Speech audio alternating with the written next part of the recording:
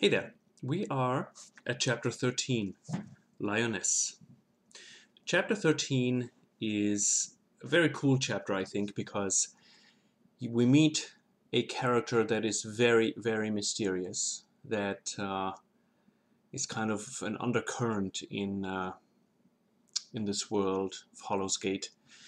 And the chapter 13 is a riddle that Joshua and the others have to solve in order to move on to the next chapter of their journey. So I'm hoping throughout this whole reading of The Three Feathers that really you have not enough fun, but as much fun as I have reading this, because I have a lot of fun reading it. I hope you can tell. Chapter 13, Lioness. When Joshua and Gray told their part of the story, Wind listened intently, asking many questions about the City of Light ruins and the beacon and the engravings on the plate of stone. Joshua had many questions for Wind as well, some of which she was able to answer. She spoke about the Sky People who for centuries visited the city through the beacon to serve the Pegasus. They lived peacefully together until some of them began to mine the mountain for rare crystals. More and more of the Sky People came through the beacon, and the city became a thriving mining town. But in time, most of the Sky People forgot their purpose to serve the Pegasus, and they began to use them in the mines. They were strong creatures and able to sustain long times without food and water deep inside the mountain. Very few of the Sky People realized that they were lost in greed and the underlying despair over what they were doing to the Pegasus. Some of the Sky People began to oppose. Many lost their lives in their attempts to free the Pegasus from the mines. And one day, a small group of Sky People, who still believed in their purpose and that of their ancestors, destroyed the beacon, fully knowing that they would not be able to ever get back home. They fled deep into the ground. Without the beacon, the creatures of the dark came by night to take whoever was not able to find shelter. Without the beacon, the ice was able to reach far into the city, and one day, whoever was still above ground was prey to its deathly claws. Many died. The Pegasus that were still alive and weren't killed by the Dark Ones abandoned the crumbling city. Without the beacon, there was no longer any purpose for being there. And without the beacon, the city began to fall. The Sky People that were left swore never to let this happen again. Deep below the surface, they found stone plates filled with symbols of the knowledge of an ancient civilization, the one who had built the beacon in the first place.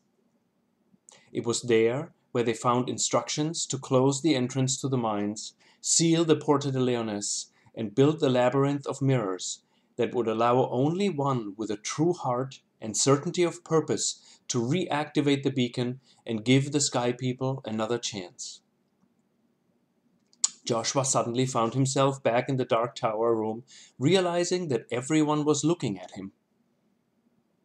"What are you looking at me for? I didn't do anything," he thought. "It obviously couldn't have been me. I'm certainly not true in my heart and also not at all certain of my purpose. It must be you, Gray." The wolf smiled in his thoughts.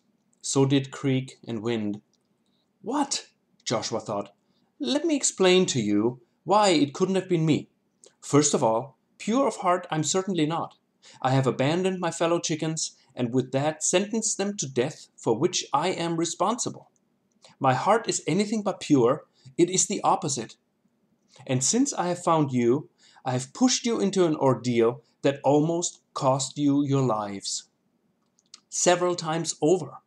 So don't tell me that I'm anything but what I am. Nothing." Joshua looked at his friends and could not understand why they didn't agree with him. "Gray, am I not right? You almost lost your life twice now. Actually 3 times if you count the labyrinth. And you, Krieg, Joshua seemed to have lost the thread of his arguments. "You mean you didn't save me?" Krieg thought to him. "You didn't stand up to 3 men who would have definitely killed me right there? You weren't the one saving us in the Great Falls?" "Krieg, That wasn't... I didn't save you. It was the wolf, and then you saved us from the men, and without the wolf I would be dead, and without you I would be dead, and... Joshua. Wind's thoughts came to him like a warm ray of sun on a cold and dreary day.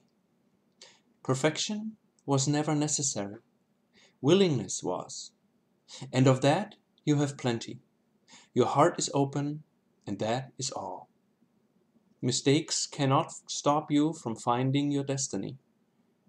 And in searching for your own, you are finding it for others. You began this journey for yourself, but you will end it for everyone. Joshua was stunned. He never thought this, never held such lofty ideas about himself, and even though Wind's thoughts were like balm on his soul, he could only accept them partially and with many reservations.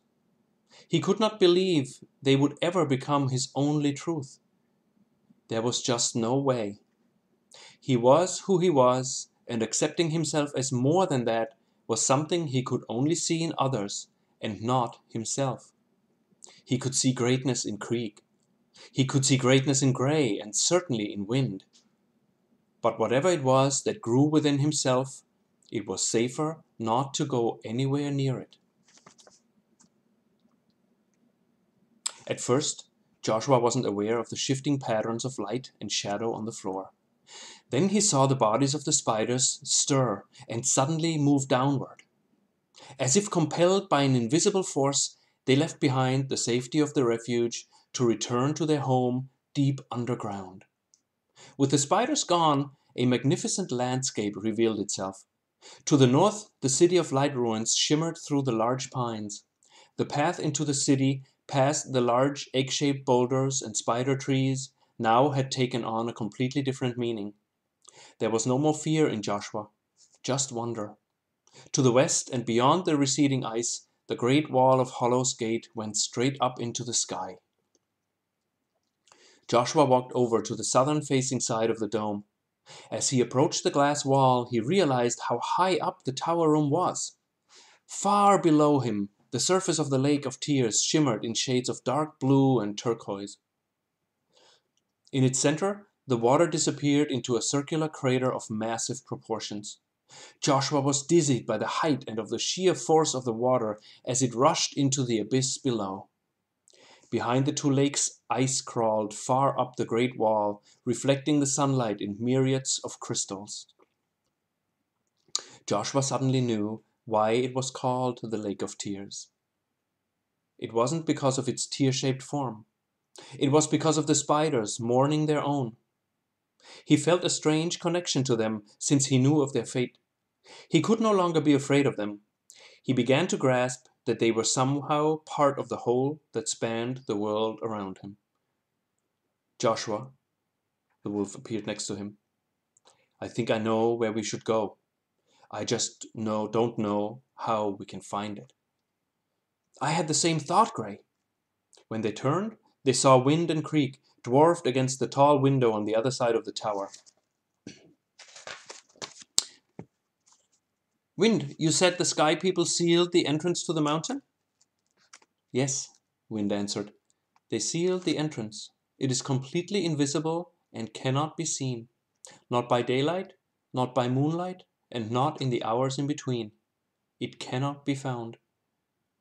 As Joshua and Gray walked over the stone floor that was painted in patterns of fading colors, there was the trace of a memory Joshua could not grasp. Whenever he thought he caught it, it eluded him. Look around, he thought to them. Do you see anything out of the ordinary? There's nothing here, Joshua, Gray answered. I know, but there has to be. I can't remember what it is. I'm missing something. Joshua turned, looked through the large windows in all directions, looked beyond them into the landscape and far into the distance. Wind, which direction is the sealed entrance you mentioned? Joshua asked. West. The mines are west of here, Wind answered. Joshua went to the large glass window to the west and looked through it. He concentrated on scanning the great wall in the distance for any irregularities. Maybe we have to get closer in order to see it, Krieg thought to them. Or maybe higher up, Wind replied. Maybe we have to fly there and see if we can find it from the air. It's a possibility, but I don't think that's it, Joshua answered. Gray, do you remember when we met the large turtle? It was something she said. I'm sure of it. I just can't remember what it was. Joshua moved backwards slowly while looking intently through the glass and beyond. There's nothing. I can't remember what she said. It's useless. We're never going to find it. Joshua thought more to himself than to the others. At that moment, a small beam of sunlight broke through the clouds, and for a millisecond he was blinded by its reflection. Then it was gone. He looked at his companions. I will fly there, Wind thought. At least it is something I can do. If I can't find it, I will come back and see if we can look for it otherwise. Joshua nodded. That might be the only way. I will go with you, Krieg thought to her. You can watch us through the windows. We will return if we don't find anything. Wind, followed by Krieg, was already on her way to the opening in the floor. Wait, Wind, wait! I remember. Gray, the turtle said something about glass. A piece of glass, shattered glass. Do you remember? The glass is cracked, Gray answered. She said something about a crack in the glass. Yes! Joshua could not contain his excitement. A crack in the glass! What does it mean? Krieg asked. I'm not sure. Hold on, he replied, backing away from the westerly window and this time concentrating on the glass, not on the landscape beyond it. His eyes went up and down, side to side, and when he almost thought it wasn't there, he saw it. It was a small fracture in one of the large glass panels, so small it was completely invisible at first glance. Here it is! Look up here! Wind and Krieg came back to where Joshua stood. The wolf moved closer as well. They all looked up and now saw a thin and slightly curved horizontal line. The ends were rounded upward. Now what? Gray asked. Now we have to find the right angle to look at it, Joshua replied. Right angle? Krieg walked toward the large window. The crack was just above his head. Can you see anything? Joshua asked. Nope, Krieg answered. Nothing. Krieg, may I fly on your back? Sure, Krieg answered. Joshua flew onto Krieg's back, but he could barely see over the horse's head. That's not it either, he thought to the others. As he looked around, he realized that, from up here, the large stone tiles in the floor didn't look that random anymore. There was a symmetry to it that he did not recognize before. Krieg, I have an idea, but it seems foolish even as I think it, Joshua thought. What is it? Krieg answered. Joshua looked up to the ceiling high above them. The thought alone made him squirm. Can you take me up there? Krieg looked up. About 8 stories above them, the walls met the half-round dome-like ceiling. Are you sure you want me to? Krieg asked. Yes. No. Yes. Joshua suddenly wasn't sure anymore. It more and more felt like a silly idea. He could sense Gray's concern for Krieg. Forget it. I forget it. It doesn't make sense. Forget it, Joshua thought. I'll take you, Wind answered. Joshua looked at Krieg. So did Wind. She nodded ever so slightly. Gray gave his final approval, his silent approval as well, and stepped back to give Krieg the space he needed. Be careful, Wind's thought whispered. You don't have 100 yards. I will be, he answered. And with that, he unfolded his wings and moved backwards toward the corner. He figured he had about 40 yards to take off. Not enough. Krieg, are you sure you can do this? Joshua asked, feeling his apprehension. Yes, I can do this for you. For us. Just hold on tight. He went on his hind legs and jumped forward. Joshua dug his talons into Krieg's coat and tried to stay as low as possible as they gained speed and power. The other side of the large room came closer fast. Krieg's massive wings pushed downward, creating an upward draft, and suddenly they were in the air. Too close to the other corner, Krieg wasn't able to turn. He had to use all his strength to push upward and not stall and fall like a stone. Slowly, too slow for Joshua, they gained height and moved away from the corner toward the middle of the room. Joshua felt a wave of dizziness washing over him as he looked down. From up here, Wind and Gray seemed small in comparison to the large dome. He looked from them onto the floor. And suddenly, he saw it. Krieg must have seen it at the same time. A frightened gasp escaped the horse, and for a moment, Joshua thought he would lose control. But Wind caught himself, and for a few seconds, they hovered high above, looking down into the face of a lioness. It was painted into the mosaic of the floor tiles, impossible to see from below. But from up here, her head filled the entire floor. Her green eyes seemed to penetrate deep into Joshua's soul. There were white markings on her cheeks, a pink nose, and dark patches between her eyes and her forehead. There was no danger in her expression, just clear and unchallenged authority. Joshua heard her thoughts echoing inside his mind. If you want to continue on this journey, you must find me deep within you. Otherwise, the mountain will not release you once you have entered its domain. Her thoughts stirred something inside Joshua, something he could not yet grasp or even begin to understand. For a few moments longer, they hovered high above. Joshua could not look away from her. She held his gaze until they landed next to their companions. From her, the face of the lioness had once again disappeared. They were only pieces of colored stone with no unified pattern at all. Her thoughts, however, stood clear in Joshua's mind, her image unmistakably connected to them. It became clear to him at that moment that what she had told him were not mere suggestions. She had given him an order that he would do well to heed.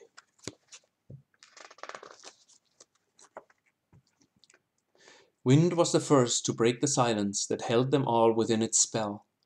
She began to weep quietly. "You have seen the lioness, Joshua," she thought to him. "Yes, I have." Still stunned by what he had witnessed, Joshua looked from Wind to Gray. "We have seen her through your eyes," the wolf answered his gaze. "Until this moment, I thought her a mere legend, no more than a myth carried through the generations. But when I saw her, it was as if I knew her and have known her since the dawn of time." "This changes everything," Wind thought to them. "What do you mean?" Joshua asked. "I am not sure. What I do know is that no one can look upon the lioness and be the same again." Everyone stood quietly for a while, following the trail of their own thoughts. Wind walked toward the middle of the room. "I know what you must do," her thoughts reached them. "Look down. Here." Joshua flew down from Krieg's back and walked toward Wind. "I saw it through your eyes. You might not remember. Your glimpse of her was too short, but look right here, between her eyes." Where she stood, Joshua saw that two of the stone tiles were cracked. The shape of it was similar to the crack in the glass. "You must stand here and look beyond the glass. But not only you, the three of you. The three of you came here. The three of you must find your way deep into the mountain." Joshua understood. So did Gray and Krieg. The horse walked over to stand with his front legs just before the crack. "You can make it up here, Gray?" Krieg asked. "I think so," the wolf answered. "Do it." Krieg stood, bracing himself, while Gray trotted back 10 yards and then turned and charged toward the horse. Just before Joshua thought he would crash into him, the wolf jumped and landed on Krieg's back. "Now it's your turn," Krieg thought to Joshua. "Come up here, Red One, and tell us what you see." Joshua flew up and landed on the wolf's back. In front of Joshua, about 15 yards away, was the west-facing window with the crack just below his eye level. Beyond it in the distance, the great wall extended upward into the sky.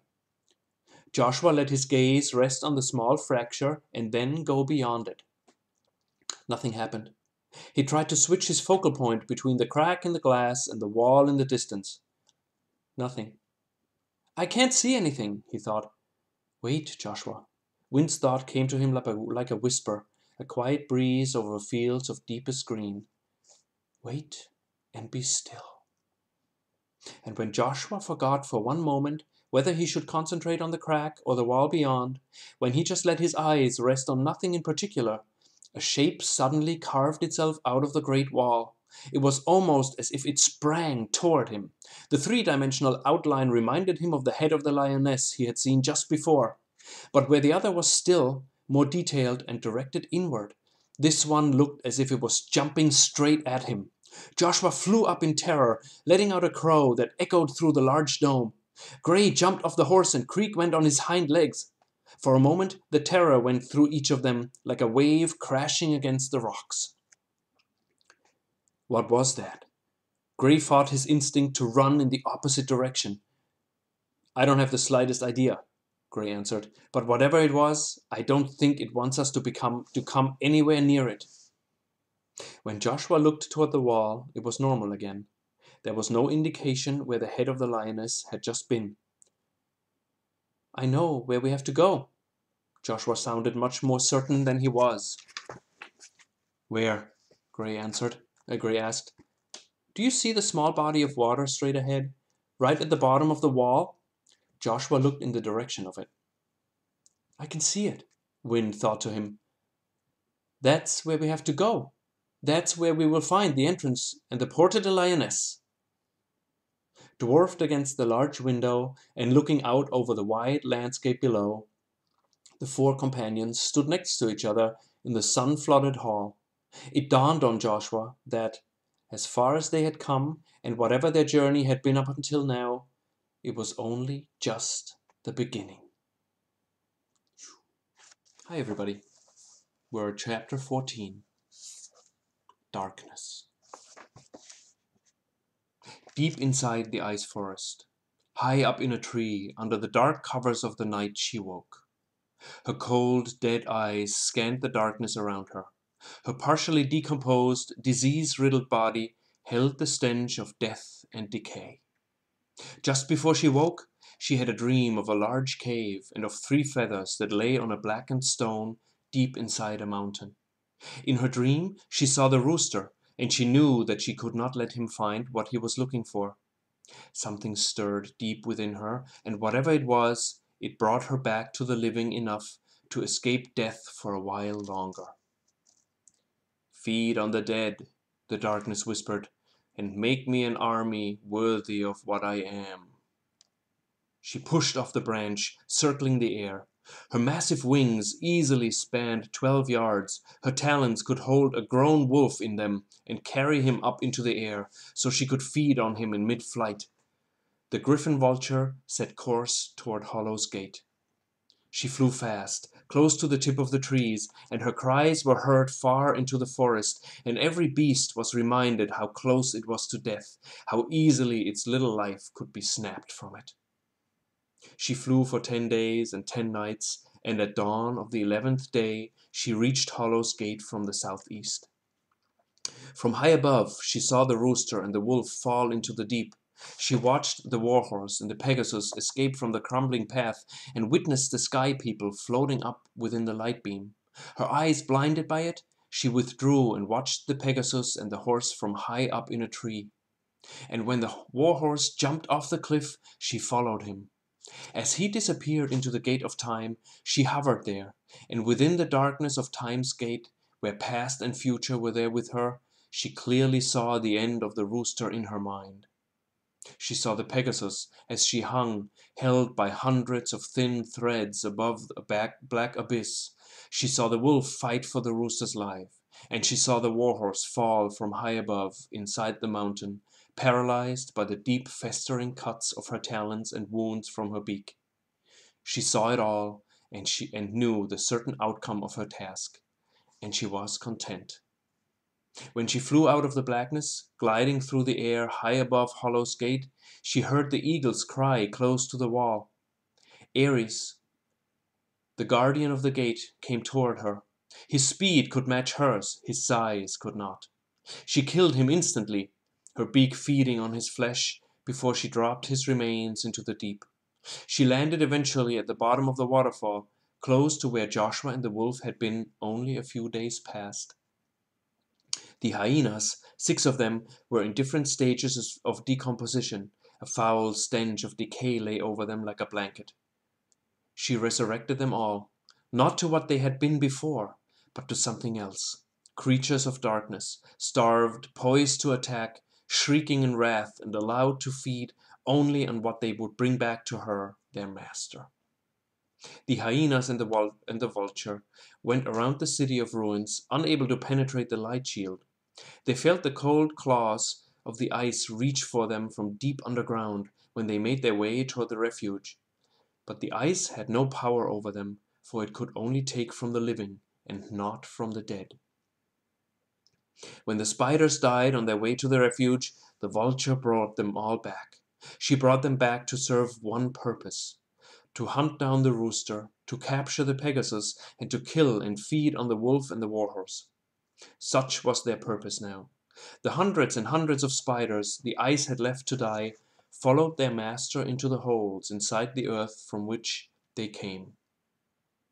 When the ice withdrew, the remaining spiders searched for their kin, unable to grasp what had happened.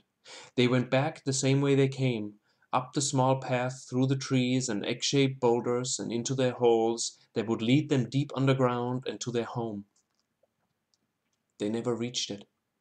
Their brethren, no longer recognizing their own kin, killed them, and they joined the ranks of the army of the dark. And then they waited. Hi everybody. We're at chapter 15. Chapter 15 is called Elda. And I just found something the other day when I was on vacation that I wanted to show you, because I did not have Elda before as a little sculpture, and I was very happy when I found her on the airport somewhere in Mexico. Here she is, Elda. I thought it was just perfect timing for this chapter. And here is the rest of the gang is coming in.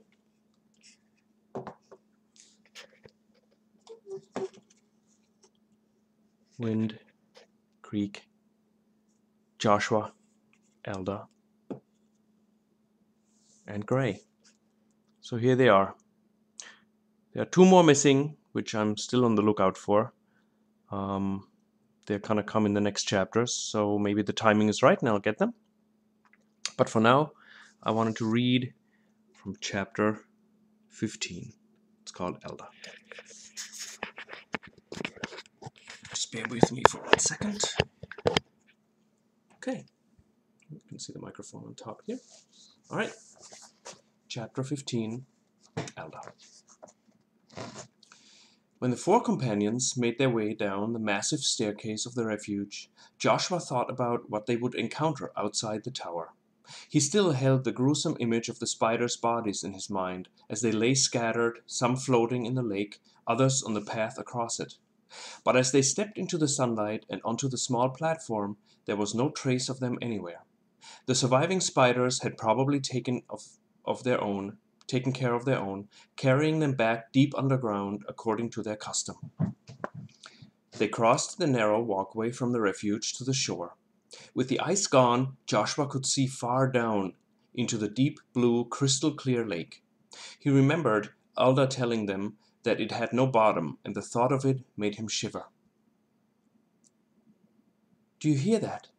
Wind, who was ahead of them on the walkway, stopped. "What is it?" Krieg asked.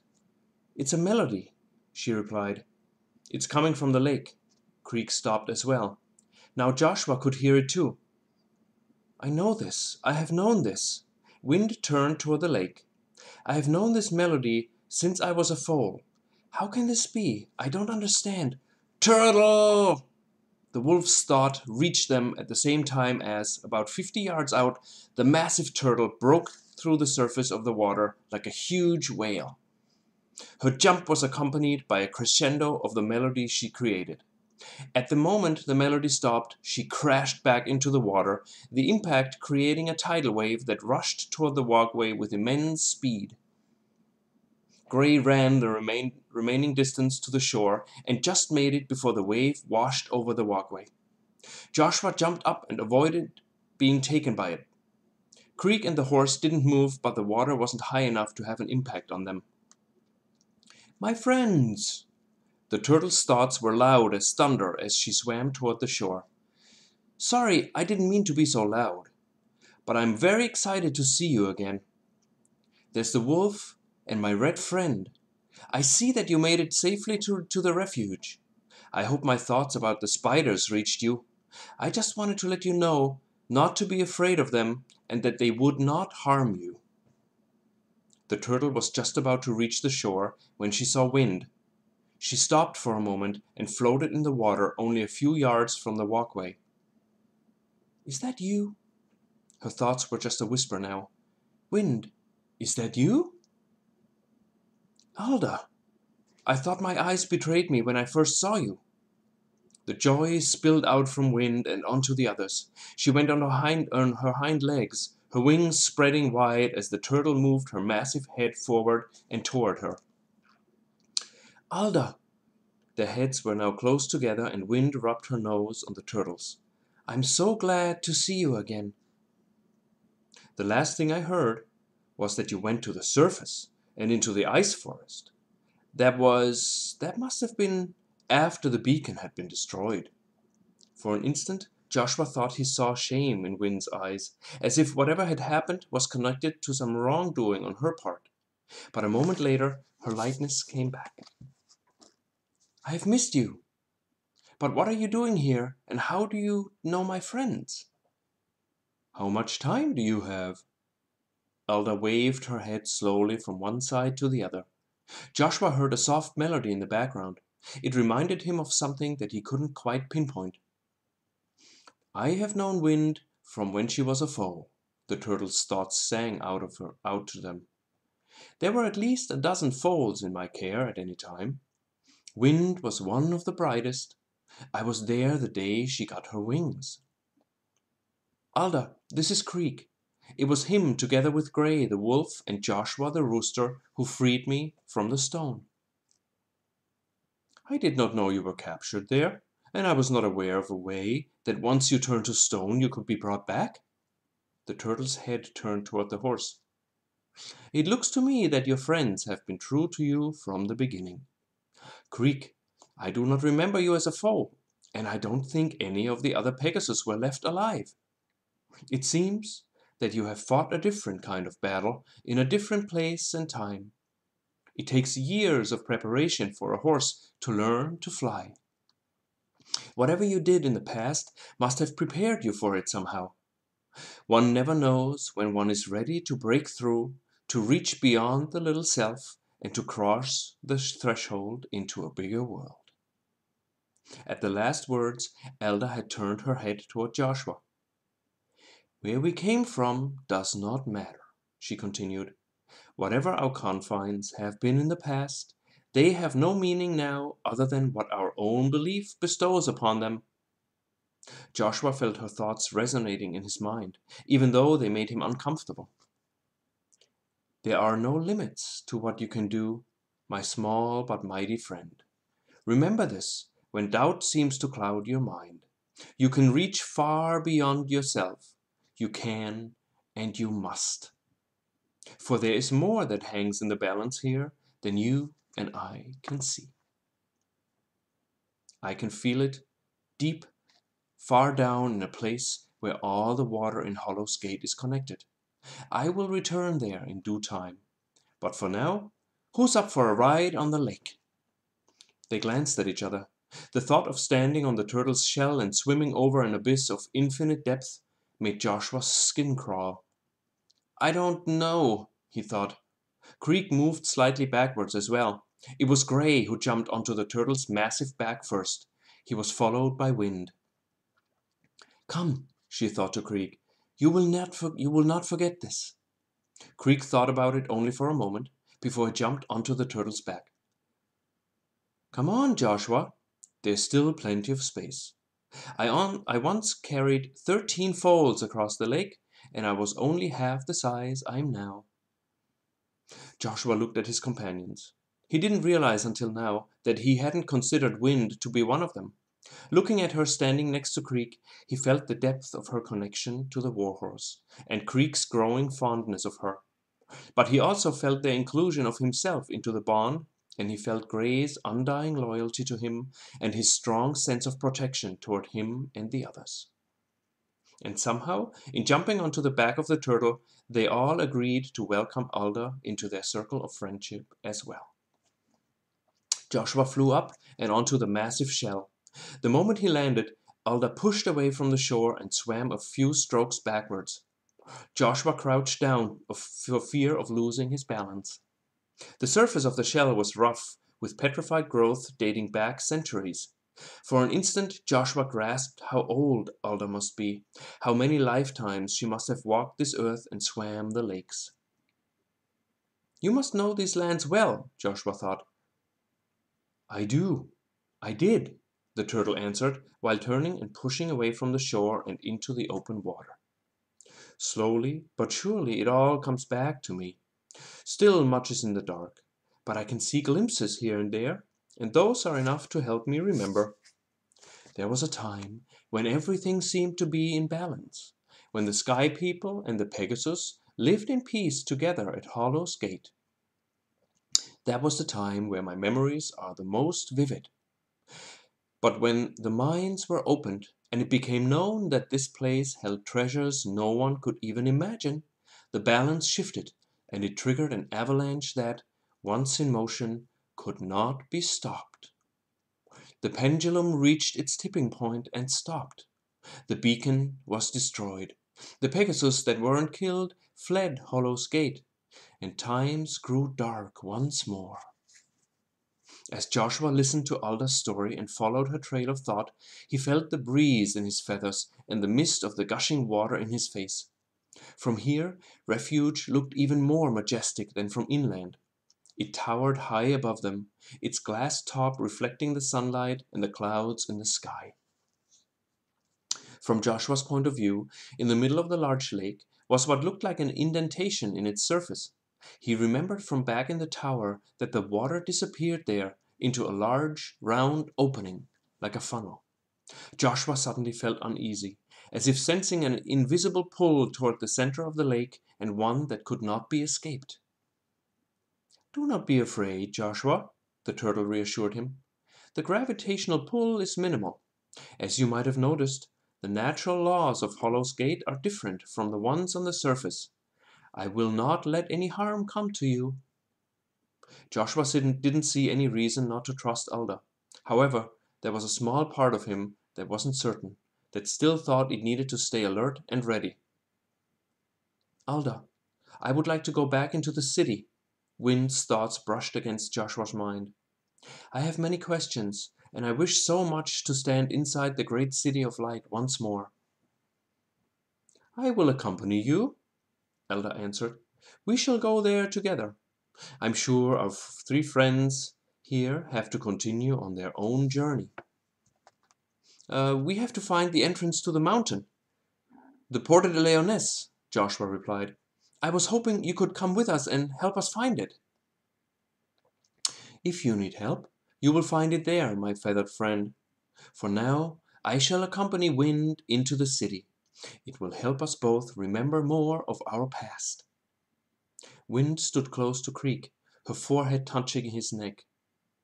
"You could come with us. It would be a great joy to show you the place I was born in, where I grew up."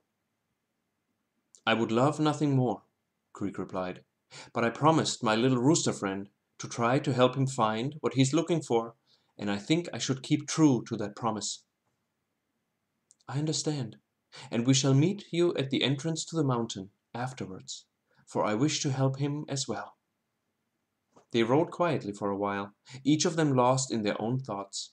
Wind thought about the places of her childhood, and some of the memories that, so long buried, deep within her mind, began to creep up into consciousness. They were only images, incomplete at best, but nevertheless part of a whole that, given time, would all come to the surface. But some of those memories were not filled with light and laughter and a carefree childhood. There were darker ones, pushed even further down, that rose with the others. It would take a while for her to allow them all to arise and then sort through them. She was certain that going back into the city would help her with that. "You have been quiet of late, Gray." Joshua looked at the wolf who lay across from him. "Is there anything that keeps your thoughts occupied?" Gray held his gaze for a moment. "Since I have seen the face of the lioness up at the tower, something has changed." "It has to do with your companion?" Joshua asked. "I believe so. Since I saw the lioness, I have had the sense that the memories of my companion have moved closer, her presence stronger in my thoughts. What I saw in the lioness reminded me of her, and it brought her closer to me. At the same time, it seems to hurt more. As if an old wound that was about to heal had been pried open and exposed to the elements once again. I feel at once better than I have for a long time, and also much worse. In telling you this, I realize how little I am making sense right now." The wolf looked away from Joshua and toward the Tower of Refuge. "I have also been thinking for a while, now that whatever it is that awaits us inside the mountain is probably not what we expect it to be. There might be answers there, but I also know that they might not come in ways that we will understand or even want to. I cannot shake the uneasy feeling I get when my thoughts go there. Part of me thinks we should stay away from it, far away." "I know what you speak of, Gray. I have been feeling it myself. And if you tell me now that you think it better not to go, I will obey your wishes. We can stay here or somehow find our way back to the surface." "We might not even find the entrance to the mountain. It has been sealed centuries ago, and I'm sure whoever did it thought to not let anyone that just came along cross the threshold. I think the entrance might be harder to find than we think." As Joshua thought of this, he realized that the turtle had slowed down and was almost at a complete stop, floating in the water. "Why are we stopping?" Joshua asked. There was no answer for a while. "Do you trust me, Joshua?" he heard the turtle's thoughts. "Yes," he answered without even thinking about it. "Yes, I do." "I'm so sorry I have to do this to you, but I just remembered something." With that, the turtle suddenly dropped down and her whole body disappeared into the water. Joshua didn't have time to react. In an instant, he found himself half under the surface, desperately gasping for air. He sank like a stone. In looking up, he saw the silhouettes of the wolf and the two horses above him. He saw Gray try to reach him underwater, but he couldn't get to him. Below him was the blackness of the abyss, and in a moment of terror, Joshua realized that he was going to die and that there was nothing anybody could do about it. The question why briefly crossed his mind, but before he could follow that thought, he suddenly saw Alda in front of him. She was facing him underwater. "Joshua, swim to the surface," her thoughts told him. I can't swim." "You can, Joshua." "I can't, help me." "I am helping you. Now swim to the surface." "I can't swim underwater. You have to help me or I'll drown." The panic he felt was overwhelming. He realized that he was getting weaker. He would have to do something really soon if he didn't want to drown. He tried desperately to use his talents, but it didn't do much at all. "Push yourself up." The turtle's thoughts got louder in his mind. "I can't." "Push yourself up." "I can't. Don't you understand? I'm not made to swim underwater." More out of frustration, he pushed his wings downward, gaining an upward lift. "Do it again, Joshua." The turtle's face was right in front of him. Why didn't she just help him? "Do it again, Joshua." Her thoughts were a crescendo, a cacophony of sound. More than anything, he wanted to escape that. He pushed upward again and again. He saw the light coming closer, but he also felt that he didn't have much time left. Only a few more, Joshua. Elda's thoughts left no room for anything else in his mind. Push, he thought to himself. Push downward to go upward, the turtle thought to him. Push downward to go upward, he repeated her thought while squeezing the last ounce of strength out of his tired wings. And then he broke through the surface of the lake, taking in a deep breath of air. It took a few moments before he could orient himself. He saw Gray, Krieg and Wind swimming close together, not far away.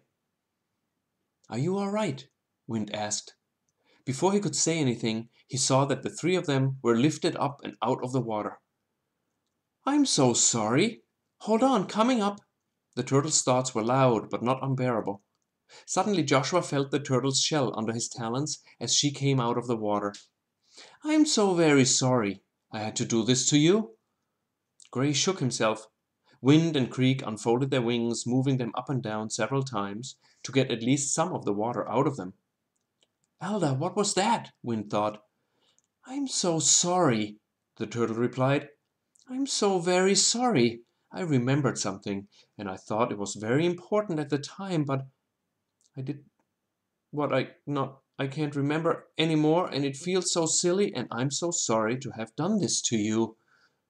Her words were accompanied by a frantic melody that didn't seem to have any rhyme or reason to it. Elda, Wind moved towards her head and looked down at her. Elda, can you please stop the music? Oh, yes, sorry. And suddenly it was quiet. Joshua didn't realize how loud and frantic the melody was until it was gone. He got up and shook himself several times, still in shock over what had just happened. He could have easily drowned. Joshua, he heard Elda in his thoughts, quiet now, and not more than a whisper. You must know that I never thought. I cannot remember why. You must know that even though I cannot remember why I did what I did, I would have never let you drown. Never. Joshua wasn't sure what to think at that moment. Next time a little warning would be good, he replied. Where you are going, my dear friend, there will be no warning. Elda's thoughts were quiet. A simple statement. Its power resonated within him.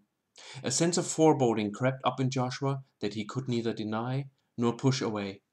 He realized that inevitably they would reach a point where they could not turn back any longer, where they could only go forward.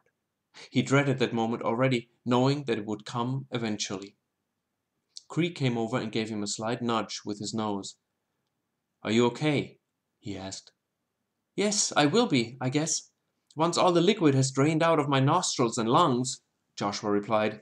Krieg smiled in his thoughts. And that was that.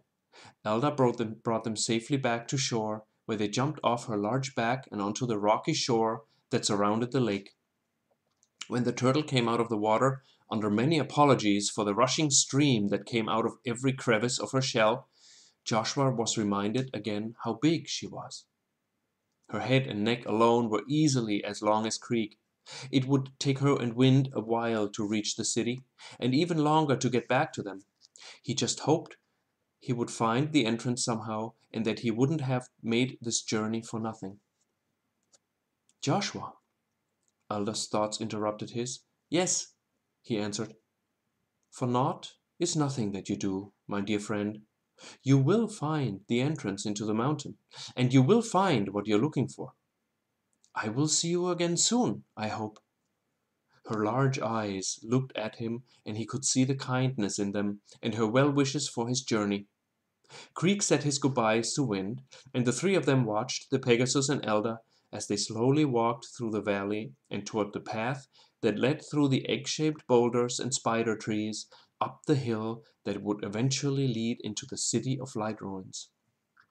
For a while, they could hear the turtles humming until it faded from their thoughts. Joshua couldn't help but feel a sense of finality in their parting. He brushed the thought away and concentrated on the path ahead. It led through the hills in the opposite direction along the rocky shore of the lake. The refuge became smaller and smaller the longer they walked. Krieg looked back once in a while, until Wind and Elda disappeared behind a hill. Joshua could sense his friend's pain over parting with her, He jumped onto the horse's back. "You will see her again," Joshua thought to him. "You will see her again soon." And if he had doubted this before, he had forgotten all about it now. The great wall rose before them, still a day's walk away, but within reach. Joshua thought of the next part of their journey and of what would await them. If he had known what was in store for them, he would have turned around and he would have fled, and nothing and no one would have been able to stop him. Hey there, we are at chapter 16, Capture. They traveled west along the river that fed the Lake of Tears. To the south, the glacier reached almost to its shore. The ice spanned from here to the southern part of the wall and a quarter of the way up, like hands reaching to the heavens. The ice of the glacier had a green hue to it, as if it had come on suddenly, instantly freezing plants, grasses, and vegetation, and from then on holding them in its cold embrace. The sun was at their back, illuminating the wall ahead in tones of gold and shimmering earth colors. Joshua figured that they didn't have more than a day and a half of sunlight left before darkness would settle once more in Hollow's Gate. They needed to reach the Porte Des Lioness by then, for without the light of the beacon they had no protection from whatever creatures the night released upon them. Joshua was still not convinced that they would be able to find the actual entrance. He had seen the contours of the face of the lioness embedded in the wall for only a brief moment. That glimpse had been too brief to remember any specific details now. The only part that had stayed with him was the small body of water he had seen right below it. If they followed the river, there was a good chance that they would find the entrance. From here, the wall looked flat, smooth, and impenetrable. Nothing gave even the slightest indication of the head of the lioness. Joshua became more and more convinced that whatever he had seen from high up in the tower was an optical illusion, some kind of device to induce enough fear in whoever looked to stay away. But something didn't quite make sense here. Why go through all the trouble to make whoever searches for it stand exactly at a certain spot and look through the cracked glass at exactly the right location, to then be told to not go any further? Was it a warning, meant for the few who figured out where to look, not to enter? The more he thought about it, the more it felt to Joshua that he was part of a game someone else played, and just a figure in it, and nothing more. But that was exactly the opposite of what he had felt when he saw the face of the lioness in the tiles of the tower room. He felt her strength and her unchallenged authority, and even though he could not feel her within himself, she had told him in no uncertain terms that it was crucial for him to look for her and find her. Was that the answer? What did he know that he didn't realize he knew? What was in him that lay idle and unnoticed under thick layers of fear and his belief that he couldn't possibly be part of something larger than himself? But wasn't that what he had set out to finding in the first place? What did he fly out of the pen for, other than to find something that was greater than himself? But would he find it deep inside a mountain? They had crossed the crest of a small hill.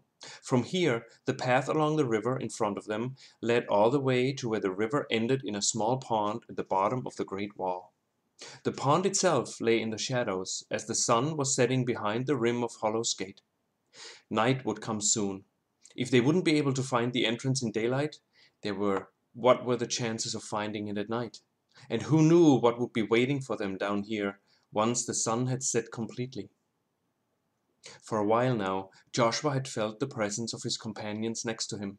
He realized that it wasn't necessary to form a specific thought and communicate it with them in order for him to feel their bond. They had been walking for hours, with very little conversation between them. However, he could sense Gray's and Krieg's presence without words now, and he knew that they shared in his thoughts and ideas along the way. He knew of Krieg's thoughts about Wind and the sting of her absence in his heart. Here and there her thoughts brushed against Krieg's mind, and Joshua glimpsed an image of her and Alda as they began their slow ascent on the path up the hill that would eventually lead them past the entrances to the spider holes and into the City of Light ruins. "I should have gone with her," Krieg interrupted Joshua's thoughts. "I shouldn't have left her alone." "She can take care of herself, Krieg," Gray replied, "and she's not alone. They should easily reach the city during daylight." "I think we made a mistake." Krieg's thoughts were accompanied by a sudden sense of fear. "If they reach the city just before dark, they will have to stay there for a week in order to be safe. In order for us to make it, we have to be inside the mountain by then." "She can fly back, Krieg." Joshua tried to sound more convinced than he was. "It would only be a short distance through the air, and Elda has survived many nights down here." Krieg thought about this. "I guess you're right," he replied. Joshua could sense Krieg's conflict of whether or not he should stay with them or go find Wind and go with her. Joshua looked at Gray, who gave his silent approval. "Krieg, if you wish to go and make sure she's okay, we can meet you both at the entrance. It will take us a while to find it anyway," Joshua thought. "If you don't mind, I would like to go see her safely reach the city." "Go," Gray answered. "We will search for the entrance and meet you both there." Joshua flew down from the horse's back to stand in front of him. Krieg bowed his head, and gently touched Joshua's head with his nose. "Go," Joshua thought quietly to him. "We will wait for your return." Krieg exchanged a short glance with Gray, then turned around, and first trotted, then began to gallop. When his wings unfolded, he lifted up, and with powerful flaps he rose into the air. Wind and Elda had reached the area of the egg-shaped boulders and made their way up the windy path. In her conversation with the turtle, Wind had discovered memories that she thought she had lost. They were memories of her childhood when she was raised in a group of foals. Each foal was given to the care of one of the children of the Sky People. The Sky Children made sure that each foal had enough food and water. They brushed them and took them out to ride regularly. The child Wind was given to was called Leanna. But it wasn't only Leanna that took care of the foal. The connection and responsibility was mutual and reciprocal. Child and foal taught each other of each other, and so began to form a bond that would last a lifetime. When Elda told her the story of Leanna, Wind was overcome with emotion, surprised over the strength of the bond she still felt to the child. She did not remember what had become of her, only that one day, shortly after Wind had gotten her wings, the children were taken and brought deep underground to work in the mines. The day the men came to take Leanna out of the stables was so clear and vivid, it seemed to Wind as if it had happened yesterday. But she also felt that there was still an area of her memory that was clouded in the mist and inaccessible to both her and Elda.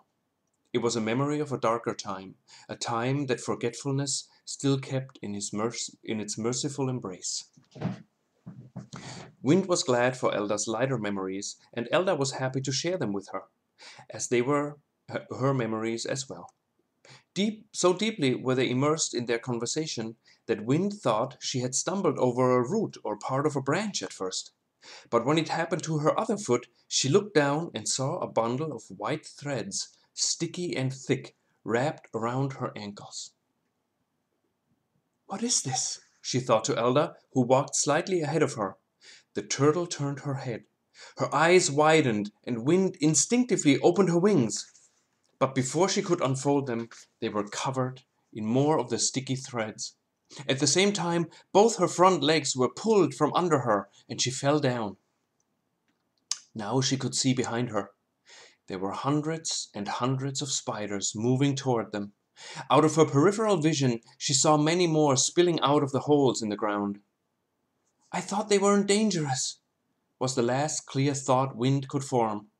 To the crescendo of Elda's cacophonous music, and within moments, the spiders had wrapped Wind in a cocoon from which there was no escape. She fought it, but that tightened the spider's web and made it more impenetrable. Elda saw the terror in Wind's eyes when she was taken, first pulled, then carried by countless spiders up toward one of the holes. The turtle turned. Too slowly she moved her massive body under enormous strain, as fast as she could toward the hole in which the Pegasus had been carried. Most of the spiders had disappeared already.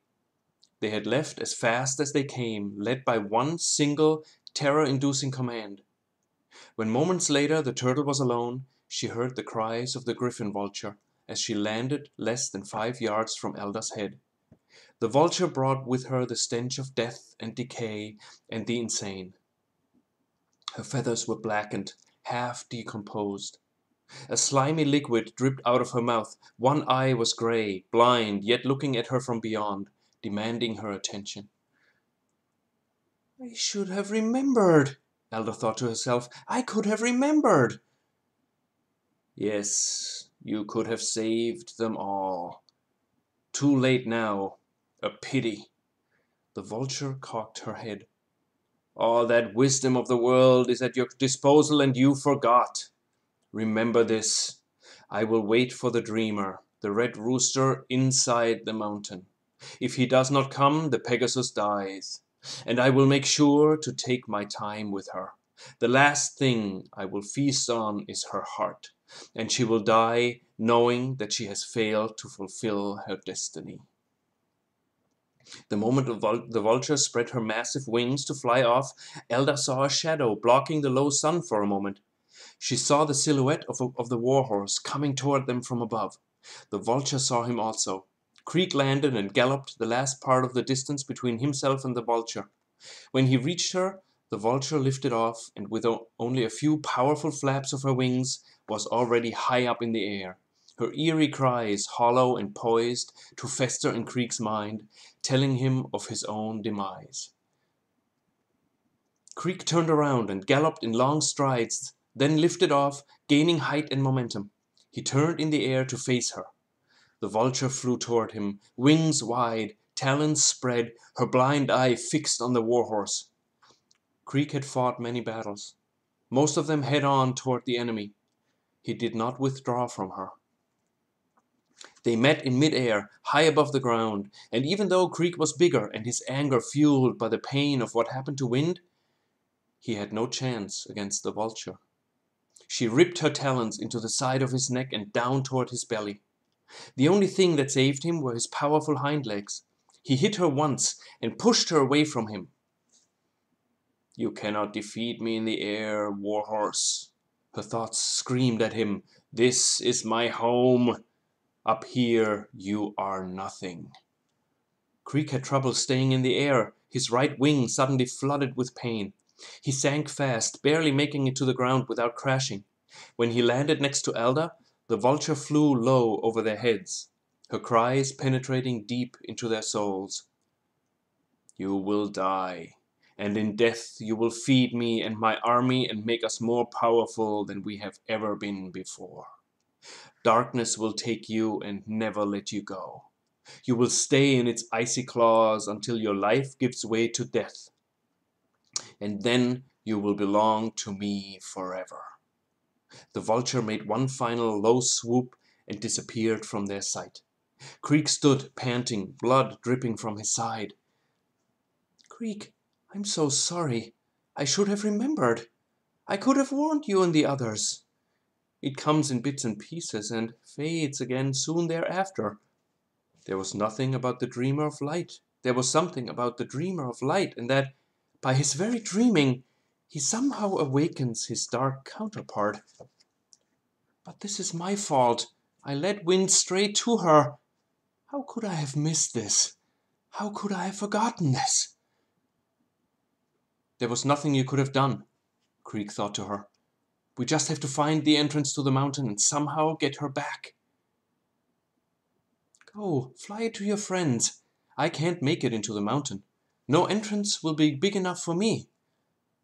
I shouldn't leave you here. You must go, Krieg. I have lived here for 1,000 years. I know how to defend myself. But you must go and bring her back.